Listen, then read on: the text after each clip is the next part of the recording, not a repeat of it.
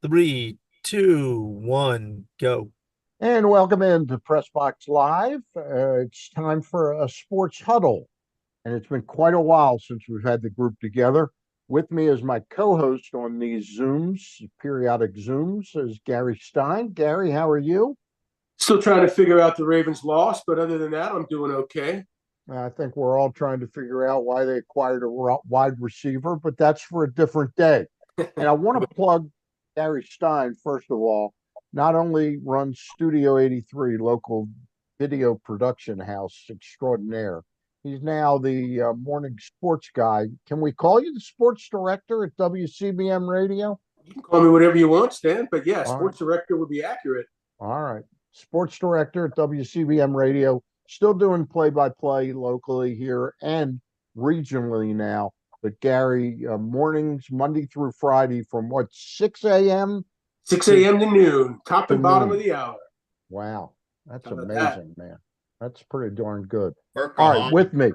With me from the left coast is Andy Dolich, the author of, or co author of Goodbye Oakland, and that is Winning Wanderlust and a Sports Town's Fight for Survival. We'll talk a little bit about that. We wouldn't be able to do a show without talking about that.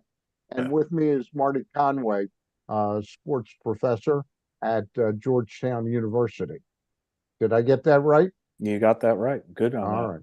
Guys, wanted to start since it's been a while since we've had the huddle together, because Gary's back doing some of these Zooms with me, and I wanted to bring us together again. Marty, I start with you.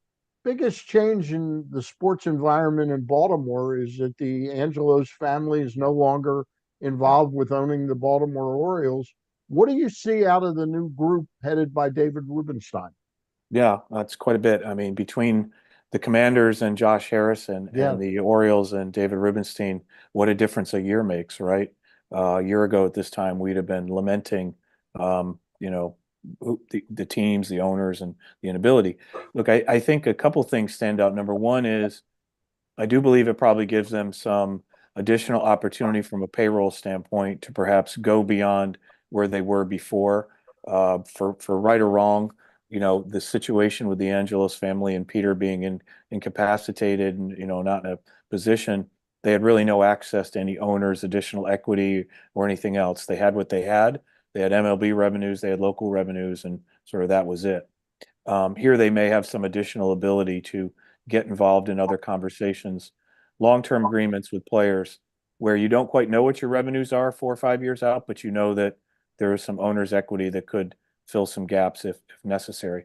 And then I think the second thing is just a change in business leadership. Catie Griggs coming, who's by all accounts well revered from her time in Atlanta and then in Seattle.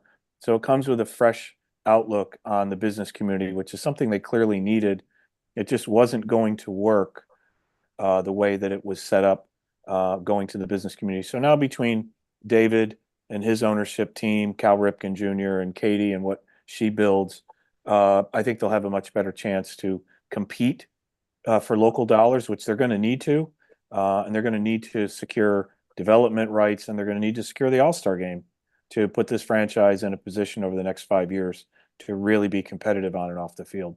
Andy, you've had a long history in sports management, and you talk about other things other than the Oakland A's moving.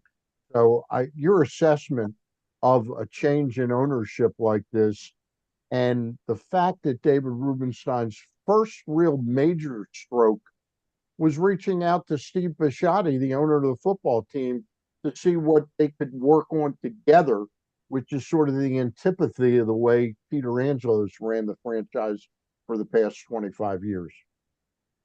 My take is that sports and entertainment and development are in a Cuisinart that is growing every day. And it's not just owning the team on the field or the venue. It's what can I build around it? Can I build housing? Can I build uh, a, shopping centers? Can I bring former players in who have incredible name recognition in the community so that it's not just the sports fan and it's not just somebody who loves the team. And if the team goes in the tank, oops, I've got a problem.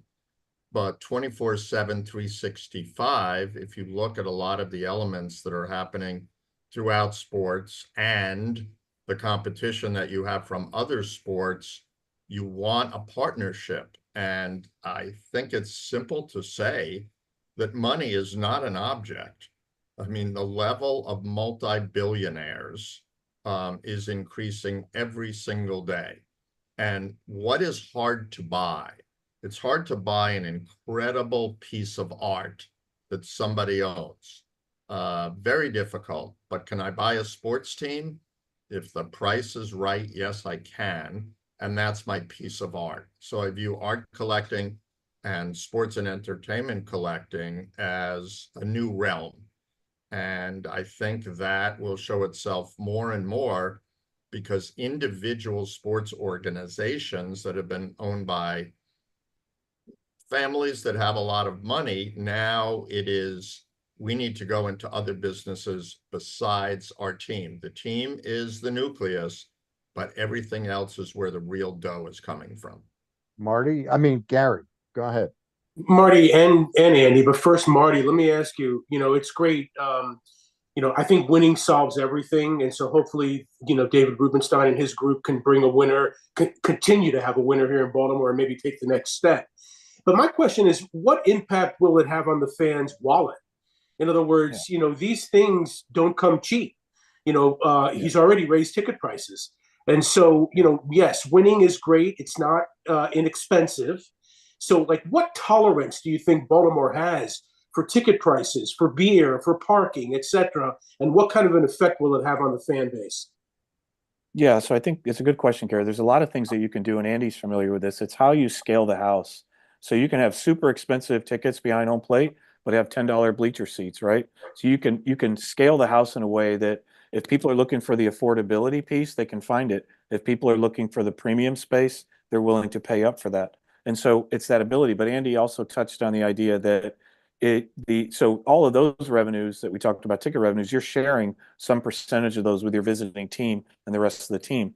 When you acquire these other development rights in and around the stadium, those are dollars that once you develop them, you're keeping those at 100%, or maybe you're sharing them with a development partner at some percentage, but those are not being shared with your team. Those can go to owners, like I said, owners' equity, owner space.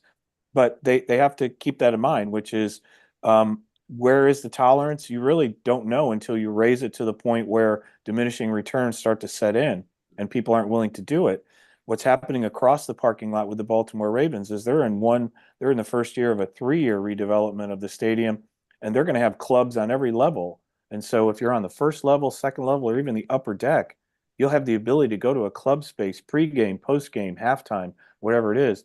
That's where fans are demanding, and they seem to be willing to pay up for that. So, like I said, I think it's about overall scaling the house. You're going to lose some people along the way, but presumably you'll pick up some people and maybe at a higher per capita rate, which can offset, maybe you don't need to draw 3 million to meet your number. Maybe your number is 2.5 million, but at the per caps that you get, you're able to achieve your revenue goal through that. And one question on this, and I'm not sure that I've kept up on it, but I know years ago, as it related to Oakland, suite revenue, this was when the Raiders were moving back and forth. In the NFL, you could keep 100% of your suite revenue. Mm. So does that still exist in different sports where premium seating isn't necessarily shared with the other teams or at a different sharing level? Right. So that's a good point, Andy. And each league, the NHL, NFL, et cetera, it is different. Some of it's based on if you have a view of the field or not, because if you don't have a view of the field, I think in the NFL, they get to keep all of that revenue.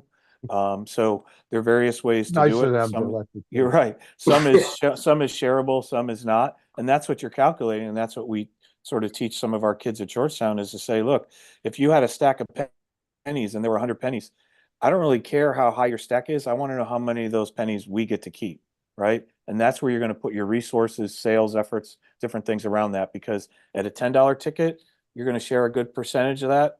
but at a $250 ticket and a suite or something, that's where I'm going to put. And again, that's where I think, unfortunately, the Orioles haven't been able to do that because there's a lot of competition across the parking lot, number one. And number two, they just haven't really built that infrastructure to do that in a sustainable way. And those are the revenues that you need because they are in advance. You may not share as much. And if you have rainouts or bad weather or whatever it is, those dollars, like sponsor dollars and media dollars, are coming in every month unabated. And that's what you can really finance your operation around. And every community, from rich, maybe not so much in all the different sports teams, there's people with money. And so if we take a basketball as an example, and there's 10 quality seats on the court or 50, it doesn't matter what you charge. Somebody's going to buy it. And if the price is X, and the team does okay, and you 3X it the next year, somebody's going to buy it. I saw that in Memphis, and Memphis doesn't immediately jump out as like, wow, there's so much money, but there's FedEx, there's banking, and all of that. Right. Oh, when we announced thousands of dollars for courtside seats, they went like in a major second. And those seats further away, which aren't generating all that money, okay, that talks to the rest of your marketplace. But more and more in sports, the VIP experience, the money level, which is crazy, doesn't matter to a lot of people. I need to sit in those seats so that everyone can see that I'm sitting in those seats. That's right. Andy, let me ask you something about the Oakland situation.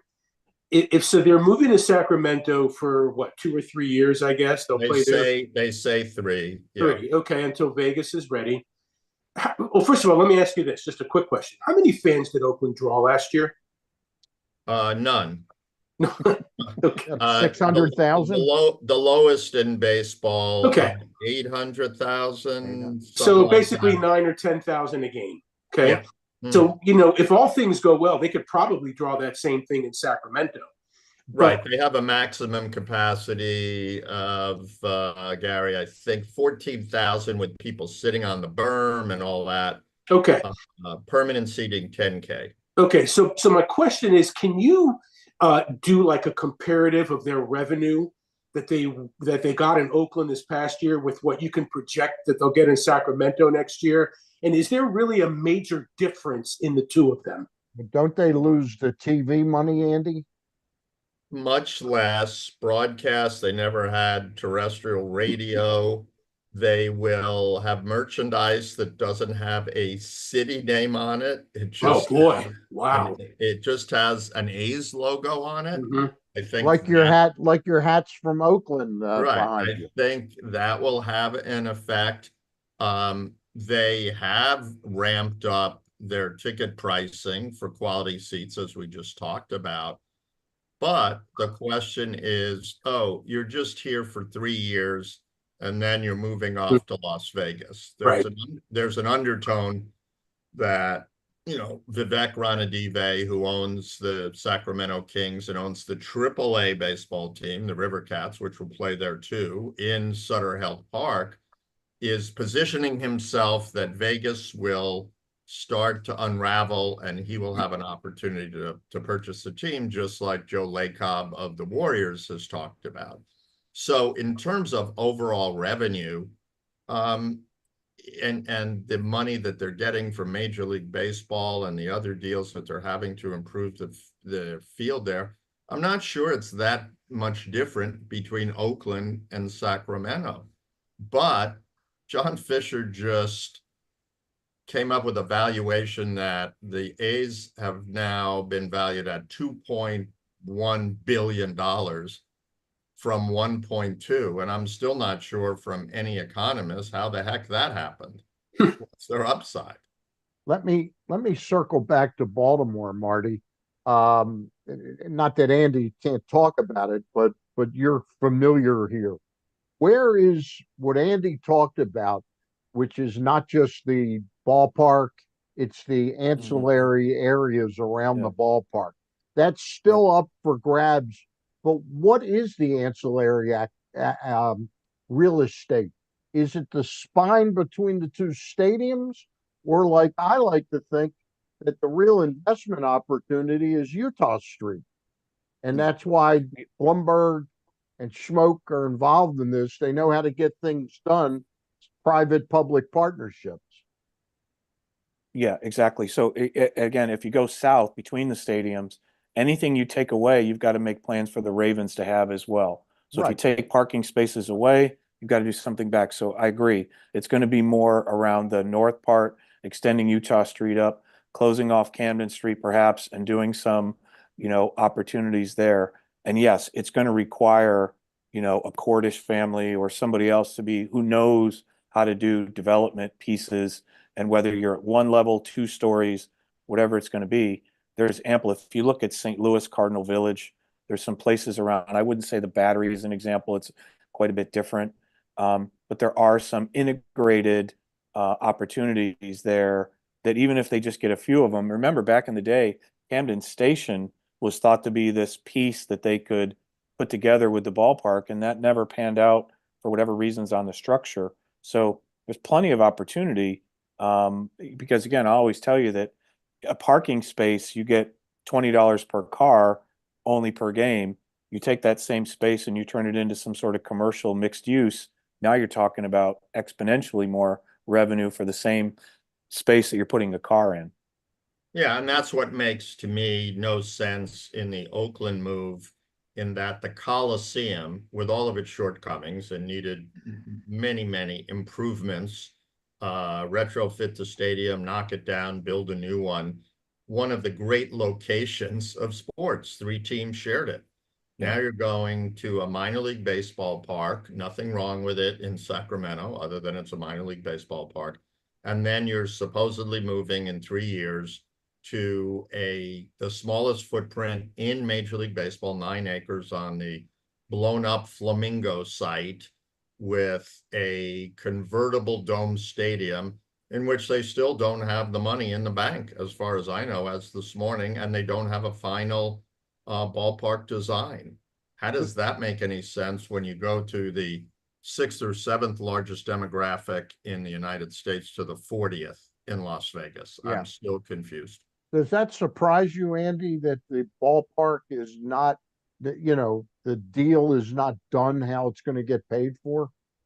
And yet Absolutely. Major League Baseball has allowed it to be announced that the team is moving there.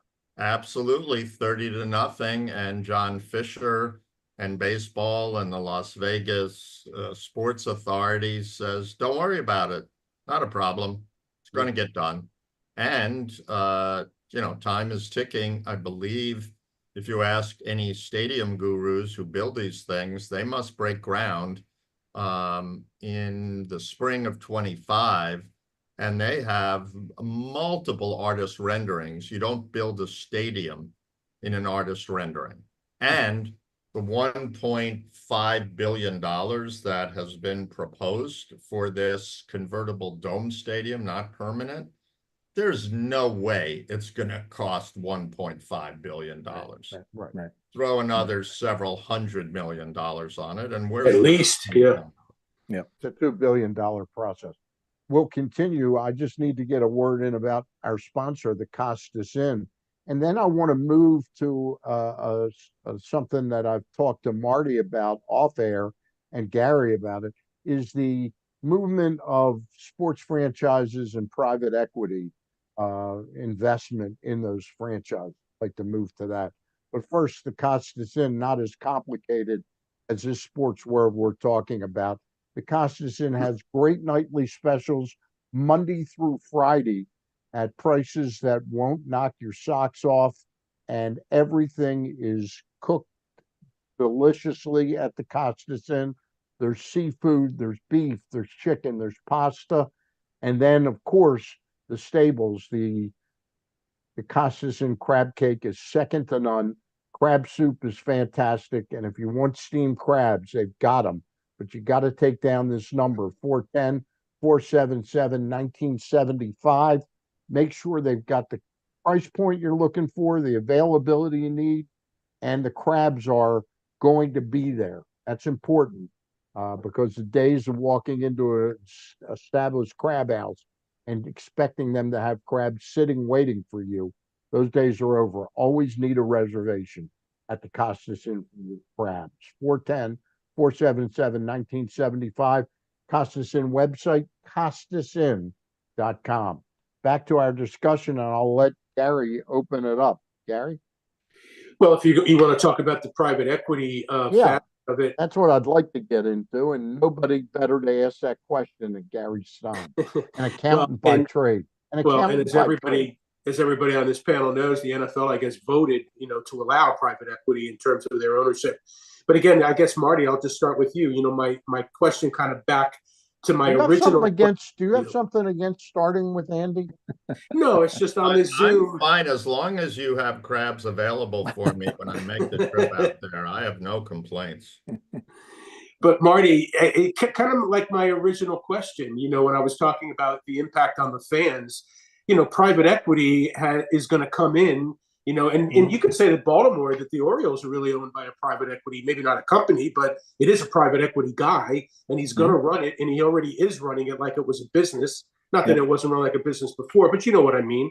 So my question is, if the private equity comes in and starts counting the beans and running it like a business and doing all that, again, what is the impact on the fan with private equity, or is there none at all coming into professional sports? Yeah, so the way I would address that question is, up to this point, we've always had, it's in some way, form, or another, syndicated ownership in sports where you had a principal owner and he or she had to find other family, had to find other supporting, ownership pieces, and they syndicated that out to 5, 10, 15, whatever the number is at some portions. Well, now, because of the incredibly inflated prices that teams have gotten to, I think last time I read that the average pro team was increasing in value about 28% a year over the last 10 years, which is way more than you can get in any liquid stock market or anything like that. And so now they have to understand, like, okay, these teams are costing, $2 billion, $4 billion, $6 billion, whatever the numbers are. How do I find syndicated pieces, right? So one of the things that a commissioner of a sport league has to do is they have to find a path to liquidity for their owners, because if they come in, they know that they want to get out at some point. And so now they've really been forced, based on the inflated prices, to say, if you're paying $6 billion for a football team and you're looking for somebody to take 10, 15, or 20% of that off your hands, who's going to be able to do that? Number one, you have a limited amount of billionaires. Number two, who's willing to do it and sit there as a minority partner with great parking and access to the owner's suite? And unless you have a path to take over that team or another team along the way, who's going to do it? Well, in comes private equity, whose sole interest is in getting a return for the people in their funds over the next 5, 7, 8, or 9 years. And so far, what the leagues have done is said, we'll allow it with certain criteria. So in the NFL, I think they've got only 6 or 7 funds that are allowed to do it.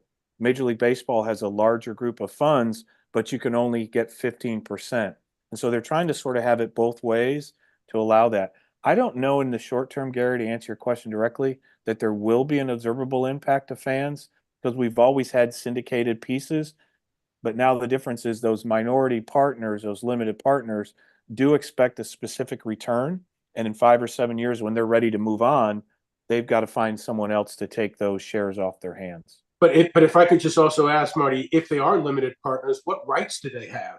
Like I have a company where I'm the 80% owner, my 20%, other owners. I mean, they can ask me questions, but they don't really have any how the company is run.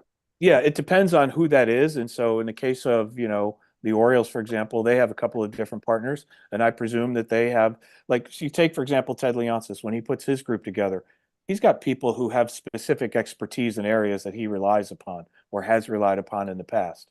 And so sometimes they're passive, but sometimes they represent legal advice, they represent media advice, they represent technology advice, whatever walk of life that they came from, that may be their contribution going forward. So it's hard to tell. Sometimes it just comes with money. Sometimes the money comes with strings attached. And you look at some of those limited partners, guys, that's training wheels for them to buy their own franchise. Mm. It's like, okay, it's great, but why is that person getting all the ink? Why is the camera always on that person jumping up and down at the games? I want that. Right. I'll talk to my financial advisor. I'm worth 5 billion or 20 billion, whatever it is. I'll buy it. The Golden State Warriors, I think, are valued somewhere between $7 and $8 billion. I still mess up from time to time with What the were they name. worth when Franklin Muley owned them? Well, they're worth 61 times what they were worth in 1996. Wow. Wow. 16 times more than the 450 beans that Joe Lacob and Peter Guber paid for them in 2010. And Then you look Gary, I at told you, Gary, that we should have bought the Warriors we back should in have the got in on that. Should have listened to Yeah. from 2012 to 2021, an average NBA franchise went up 387%. Wow. According to Sportico, all right, not according to Dolico. That's my own in-house financial advisor. Even the NHL, right, where you go, oh, the NHL, value's gone up 1,112%. And Wow. look at the A's. I've stated this before. Walter Haas buys the A's, 1980. Okay, that's a long time ago, but still in the 80s, $12 million. He sells it, he gives it away 15 years later to two real estate developers for about 75 million. Then Fisher buys it from those guys 19 years ago for 185, and now it's worth 1.2, or now in the last As he claims, it's worth 2 billion. point. And I think all of this has to do with all of these sports making sure that the bottom feeders move up to the top. So we can't have a chintzy valuation of $1 billion or $2 billion. That team, wherever it is, has to go to 3 and 4 billion so that the team at the top can go to 10 billion. And it's not going to be too long before one of the big four sports leagues goes for 10 or more. Andy, are we about to enter a brand new age of ownership? We've got the Rubenstein Group buys the Orioles. The White Sox of Jerry Reinsdorf is basically looking to sell them. The Pohlad family is looking to sell the Twins. And I think Artie Moreno, there's talk again about him. Are we about to get a lot of new owners in baseball, and will it move more and more to private equity? I think it's all sports because, let's look at something called the WNBA, a year or two, like, what? Huh? Yeah, I'll buy one. Where's it going? I need a new one. And all the sports around the world, US investment, buying soccer teams globally, all the different sports. I absolutely think it's going away from family ownership.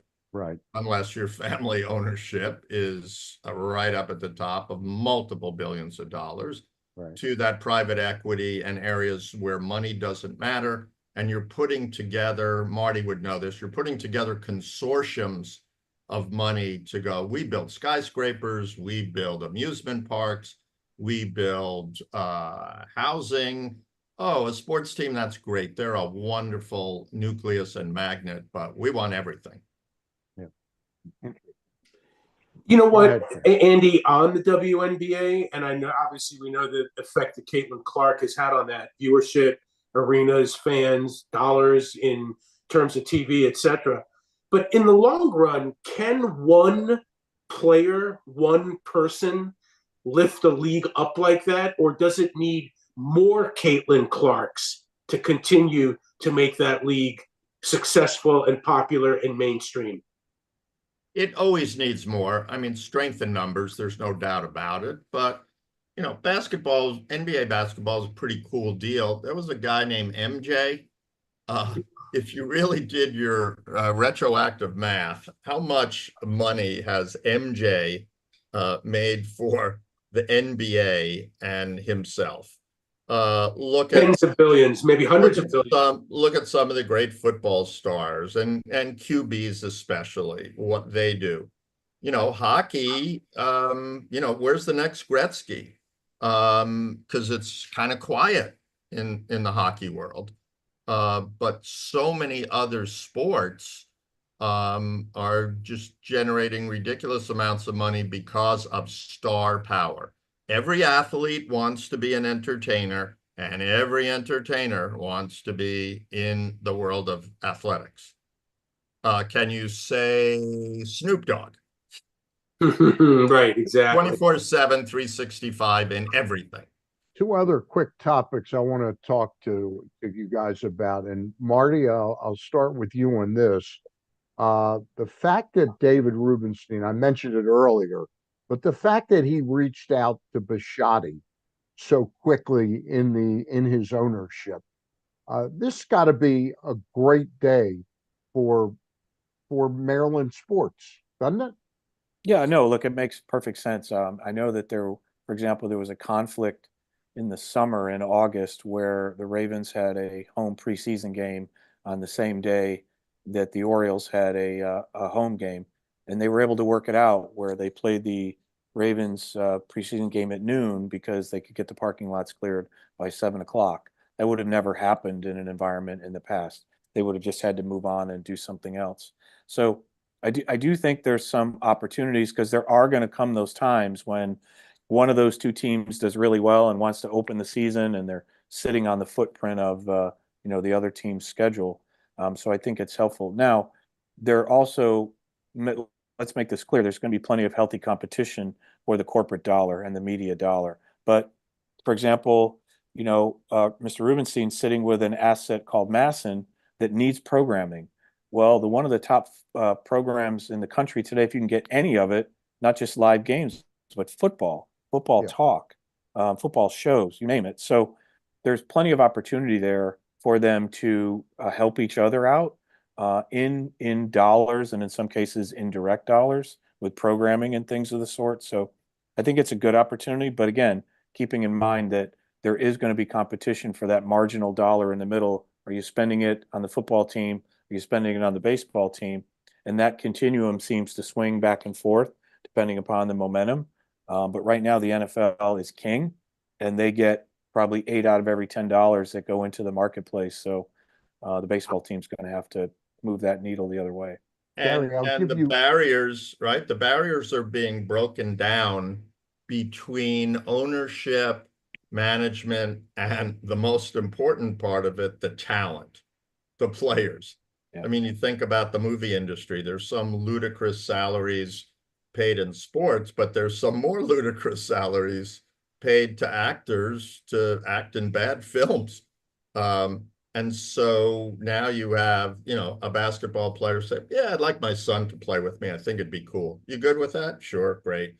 You look at a Steph Curry and so many other players in so many sports, Pat Mahomes, they are creating their own businesses and working in teamwork, leadership, and trust with ownership, and most importantly, the league, to create more valuation. This past Sunday, wasn't it official tight end celebration day or something? Created by George Kittle. Yeah, and boom, he created it, and then he broke every damn record. Like, Exactly.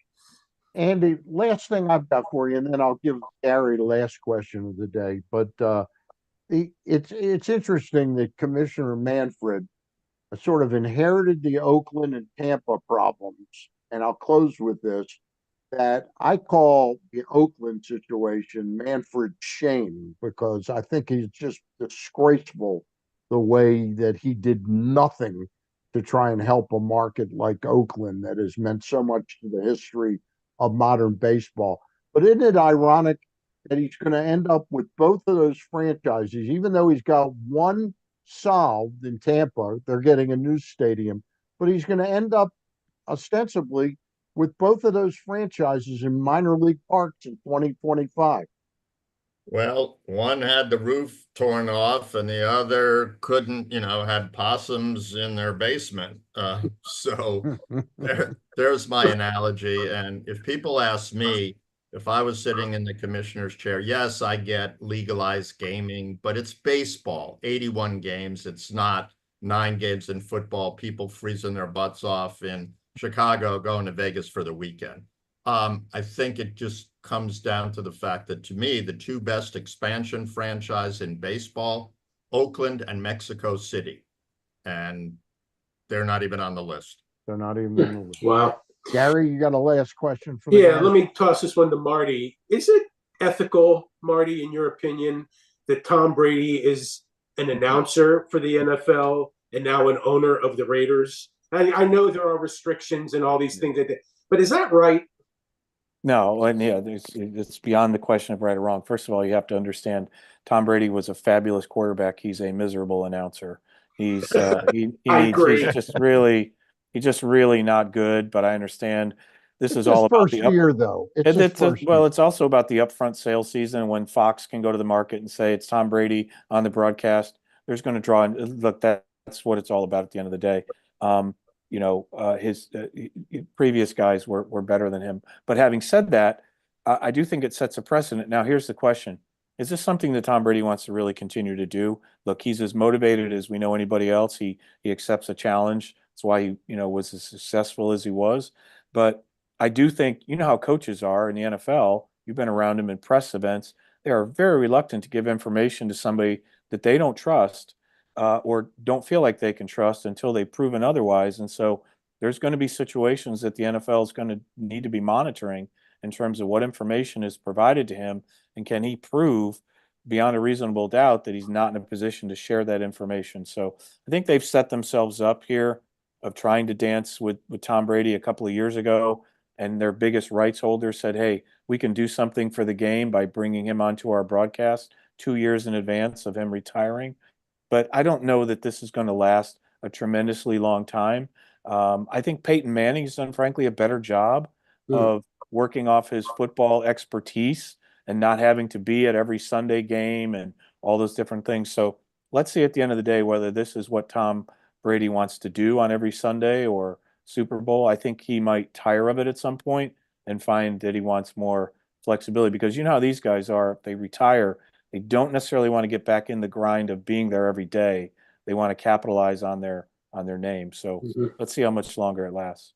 All right. That's the last word. I appreciate you guys getting together. Let's try and do this early in 2025 and make it more habitual. All right.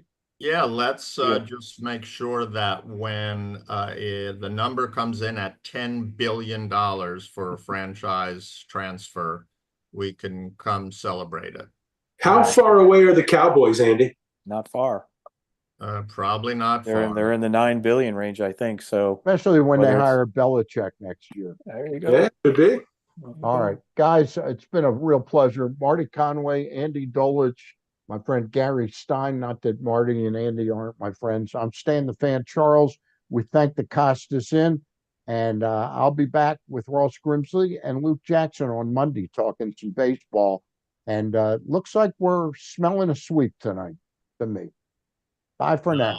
I just keep having the nightmare of Kurt Gibson taking Eck out, and I could have had another ring in '88, and now it's another home run hitter. Oh God, yeah.